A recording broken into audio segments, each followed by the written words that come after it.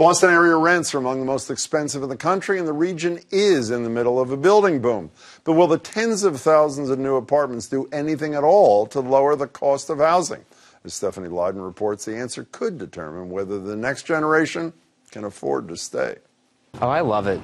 For Charlestown resident Andrew Crashone, the convenience of living in the city I walk about a mile to work. Comes with a compromise. This is our common area here. How many live here, Andrew? 3.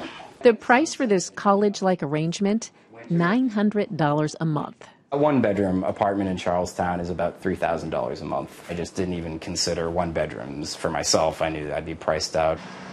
He says it's better than the 2.5 hours a day he used to spend commuting from Salem, New Hampshire. But at age 29, he'd like a place of his own. You know, Chicago, Philly, they're all ridiculously cheaper than Boston. There's evidence a lot of people may be looking beyond Boston for a more affordable life. We have actually been losing population to other states, and the only way we've been able to keep jobs filled in recent years is from foreign immigration. Clark Ziegler from the Massachusetts Housing Partnership says the problem is a housing shortage, and it's a threat to the booming economy, even though housing construction is also booming. This summer alone, more than 2,000 new apartments will become available in and around Boston. That's on top of more than 22,000 apartment units built in the last 3 years.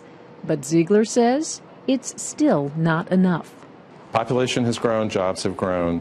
Right now, today, we're about 40,000 units short of a sort of a healthy, balanced housing market. Almost all the new apartments are high-end.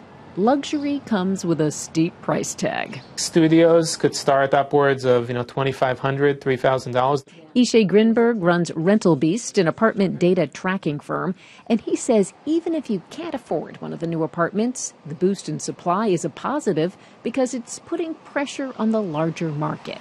For example, if I own and I happen to own a house, right, in South Boston, and I know that 2 blocks away in the Seaport, people can get into a unit that's similar size, but they have the pool and the roof deck. I can't compete with the amenities, right, because I have a smaller house. But where I can compete is on pricing. It's definitely out of my price range.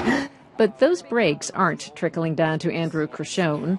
He'll apply for one of the limited number of apartment units designated for moderate income renters, so-called workforce housing. But with the demand still outpacing supply, he figures it's a long shot. You can win the cash lottery or the housing lottery and stay in Boston, but other than that, it's tough.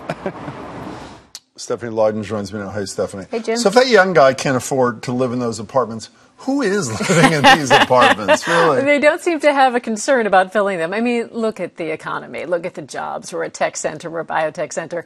There are lots of high-paying jobs. And one thing the guy from Rental Bee said was that there's people who would like to buy homes, but there's a shortage of homes, so many of those people end up in these high-end apartments. So is it 22,000 you said? 22,000 over the last 3 years, yeah. If that doesn't put enough pressure by increasing the supply on rents to come down, what is there a magic number? I mean, well, 40,000 is what one person told me, but in general, these housing advocates all say the same thing. The suburbs need to step up. It's been mostly the urban areas, Boston, Cambridge, Chelsea, Quincy, that have been doing the majority of this multifamily housing. They're saying the suburbs need to step up. The governor has actually filed legislation that would make it easier to change the zonings for town meetings to change the zoning.